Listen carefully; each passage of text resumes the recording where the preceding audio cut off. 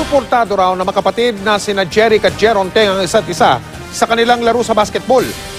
Ganun pa rin kaya ang kanilang suporta sa isa't isa sa pagtutuos ng UST Growling Tigers at De La Salle Green Archers sa Game 3. Huling laro na po yan sa Sabado ng UAAP Men's Basketball Championship. Nakatutok si Athena Imperial. Ang magkapatid na Jeron at Jeric Teng magkasundo raw sa halos lahat ng bagay. Kapwa marketing ang kinukuhang kurso sa kolehiyo at parehong magaling sa basketball. Kwento ng magkapatid, suportado raw nila ang isa't isa pagdating sa kani-kanilang basketball games. When I started basketball, it was because of him. And back in grade school, he was the one who told me to really pursue basketball. Thankfully, nagustuhan ni Jeron yung basketball. Ngunit sa season 76 ng UAAP Men's Basketball Finals, nagbago ang lahat.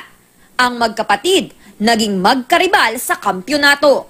Si Jeric, nasa bakod ng UST. Si Jeron naman, sa De La Salle. Usually, nandun ako sa dorm kasi all the players stay in one place sa La Salle. So, I don't usually, sa bahay, di kami magkakasama. Usually, I share tips with him pero not now kasi kami magkalaman eh. Sino naman ang sinusuportahan ng kanilang ama't ina? They're neutral naman pero when they're watching the game, syempre, may dad ko na sa La Salle side, then yung mom ko na sa UST side. Ang hilig at galing daw nila sa basketball, namana nila sa kanilang amang dating PBA player na si Alvin Robocop Teng. Pati na raw ang sportsmanship nito. Kaya pagdating sa bahay, wala nang personalan.